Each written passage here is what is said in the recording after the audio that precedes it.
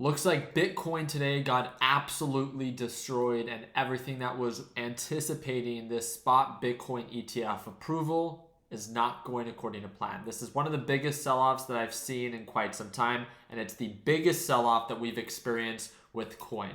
Let me go ahead and start sharing my screen so you guys can see exactly what it is that we're looking at. During today's live trading session, I had an open short position.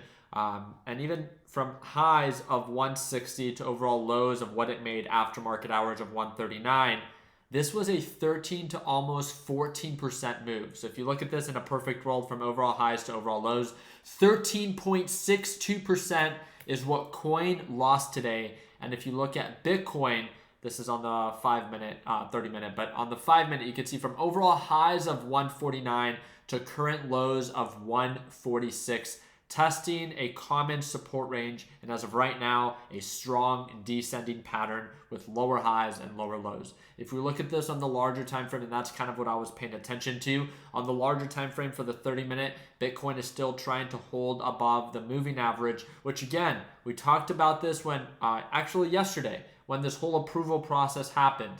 There's a lot of people that have been anticipating this news of this spot Bitcoin ETF to be approved. So when it did get approved and it rallied, you can't be surprised that a lot of people are now locking in profits because they've been a part of this for the past month to 2 months, anticipating the rally that has already happened, right? If you look at overall performance, I mean, Bitcoin in the most recent months has nearly doubled, right? If we look at overall lows of $26 from September or October and November to overall highs of $49. I mean, we're talking about a 100% return in about 3 to 4 months. Absolutely insane. The same thing with coin. Coin, if you look at this on the larger time frames, you can see from overall lows of $72 to overall highs of $187. Has the rally already happened? That is a question that you should be asking yourself, because if we do break below this major support of around 137, or if we do break below that major support on Bitcoin, get ready to really, I would say, oh man, I don't even want to say it. It's just like, if you think what we experienced today was bad, just put your seatbelt on, because it could get so much worse.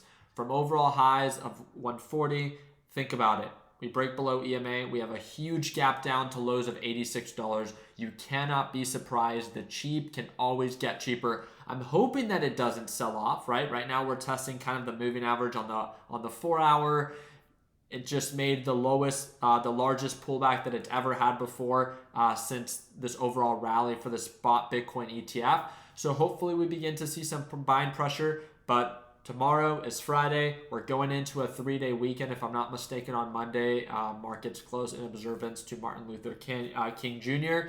So it might be a slower trading day, and we might not see that buying pressure that a lot of people are waiting for this overall, cryptocurrency boom that they were expecting to happen in 2024. Obviously, it's still super early on. It's literally within the first 2 weeks of 2024, so we can't overcomplicate or make things worse than what they actually are. But as of right now, on the 30-minute time frame, it's still holding above the moving average. We'll see if we get a nice little bounce, maybe a nice little rally, and that should correlate on over to coin.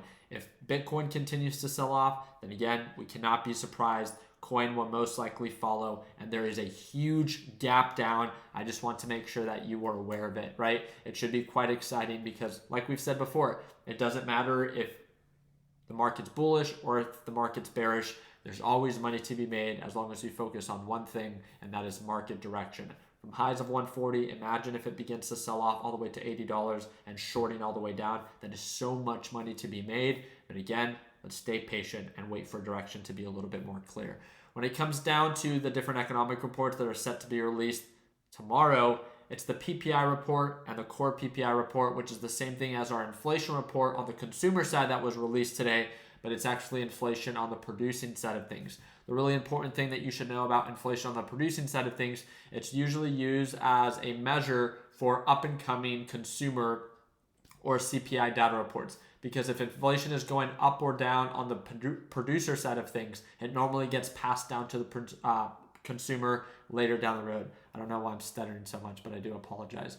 The last thing that I want to remind you is that the CPI data report on the consumer side of things did get released today. 3.4% inflation, which was higher than what was expected for overall CPI, and core CPI came in at 3.9% inflation, which is also a little bit higher than what was expected. Other than that, again, a pretty stable day for the NASDAQ market, nearly break even after a strong sell-off. So we shall see how we recover. Are we going to begin to curl back over and sell off, or are we going to continue to go back to retest previous highs of 413? We'll talk about this tomorrow during our live trading session. And I saw some of you guys comment on my mustache.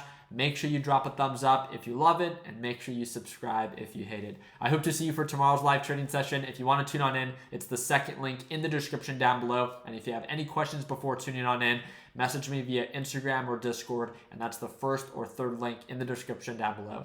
I appreciate your time. Like always, let's make sure that we end the year on a green note. Take care, team.